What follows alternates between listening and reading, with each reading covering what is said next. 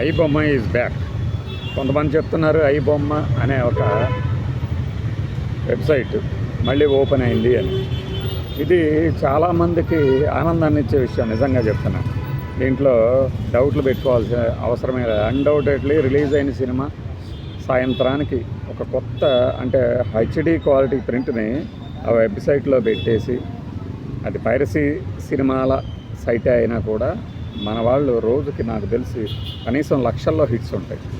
అలాంటి వెబ్సైట్ని ఈ పైరసీకి వ్యతిరేకంగా సినిమా నిర్మాతలు పోరాడుతూ హైదరాబాద్లో కంప్లైంట్ ఇచ్చిన తర్వాత అతన్ని అరెస్ట్ చేశారు. సరే, ఆ అరెస్ట్ సందర్భంగా కూడా చాలా రకాల సినిమాలు జరిగినాయి. వాళ్ళ భార్య పట్టించిందని, అతను ఒక హోటల్ పెడదామనుకున్నాడని. ఈ తర్వాత ఏం చేస్తాడు అంటే సినిమాలు ఇంత చాకచక్యంగా సర్వర్లో దూరి ప్రింట్ని దొంగిలించి ఇక్కడ మంచి హెచ్డి ప్రింట్ని ఎలా పెడుతున్నాడు, ఈ సాంకేతిక పరిజ్ఞానం ఎలా అలవడింది తెలుసుకొని పోలీసులు ఆశ్చర్యపోయి అతనికి ఒక ఉద్యోగం కూడా ఆఫర్ చేశారని అప్పట్లో రకరకాల కథలు వచ్చినాయి. ఇప్పుడు మరి నిజంగానే ఐ బొమ్మ రీఓపెన్ అయిందా? నేను చెక్ చేసిన వాళ్ళు చెప్పండి. ఐ బొమ్మ రీఓపెన్ అయిందంటే ఇక కొత్త సినిమాలు రిలీజ్ అవుతున్న మరుక్షణంలోనే అందులో ప్రత్యక్షం అవుతూ ఉంటాయి. ఎలా చేస్తాడు ఏంటి అనేది ఎవరికీ తెలియదు, మామూలు వాళ్ళకి. సరే, ఇప్పుడు పోలీసులకి విషయం తెలుసా లేదా? తెలిసిన ఐ బొమ్మ సైట్ ఓపెన్ అవుతుంది అంటే అతనికి ఈ మధ్యన బెయిల్ వచ్చింది. బెయిల్ వచ్చిన కొన్ని రోజులకే ఇలాగా అతనికి సంబంధించి అంటే గతంలో అతను నడిపినటువంటి వెబ్సైట్ యాక్టివేట్ అవటం వెనక అతని హస్తం ఉందా? ఇంటర్నెట్ వాడుకోకూడదు, ఇంటర్నెట్ కనుక వాడితే దానికి పోలీసుల పర్మిషన్ కానీ కోర్టు పర్మిషన్ కావాలి అనే షరతుల మీద అప్పట్లో బెయిల్ ఇచ్చింది కోర్టు. మరి ఇప్పుడు ఇంటర్నెట్ వాడకానికి అనుమతి తీసుకున్నాడా, లేకపోతే అతని ప్రమేయం లేకుండానే సైట్ ఓపెన్ అవుందా? ఇవన్నీ ఎంక్వైరీ చేయాల్సి ఉంటుంది.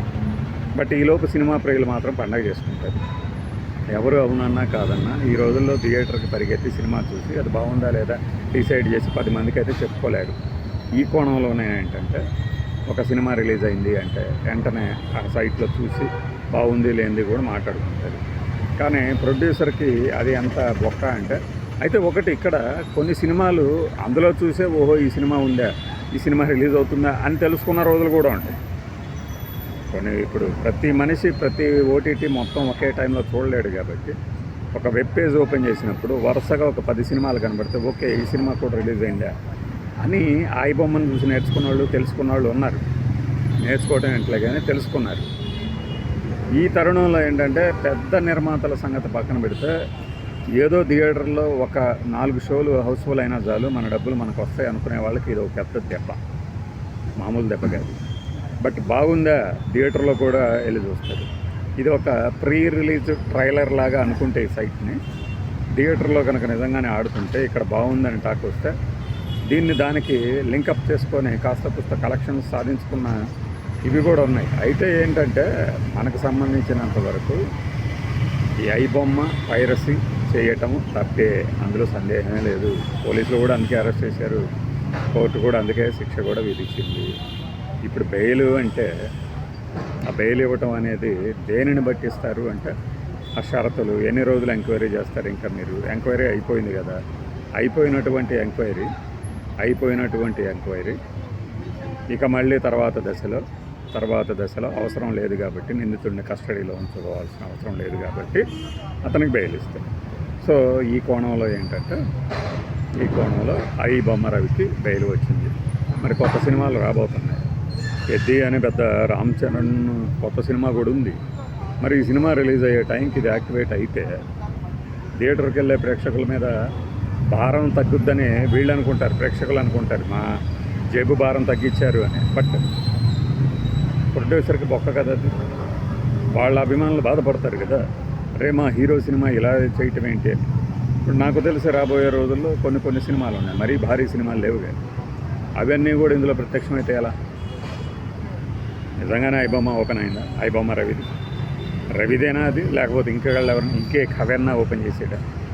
ఐ బొమ్మ పప్పం టీవీ అంటే ఈ ఎక్స్టెన్షన్స్ ఎప్పటికప్పుడు మార్చుకుంటూ ఉంటాయి వాటంతటా అవే.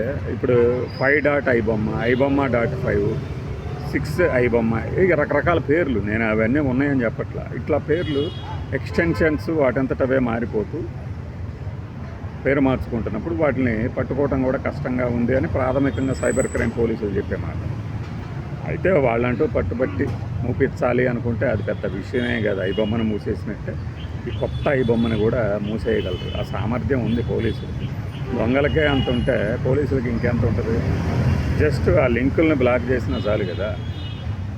అలానే ఇలాంటి తరుణంలో మరి ఫ్యాన్స్, సినిమా లవర్స్ చాలామంది ఏంటంటే ఐబొమ్మ ఓపెన్ అయింది అనగానే వెంటనే నాకు తెలిసి వీడియో చూడటం ఆపేసేసి ibomma.com, idonna.org ఇవన్నీ ట్రై చేసిన వాళ్ళు కూడా ఉంటారు. చూద్దాం నిజమైన ఐబొమ్మ లేకపోతే ఇంకొక ఐబొమ్మ హెచ్డి క్వాలిటీ, అంటే ఆ క్వాలిటీ మెయింటైన్ చేయాలన్నా నాకు మళ్ళీ ఐబొమ్మ అంటే అదే కాదు అనేవాళ్ళు కూడా ఉంటారు కొంతమంది చిల్లిపిగాళ్ళు.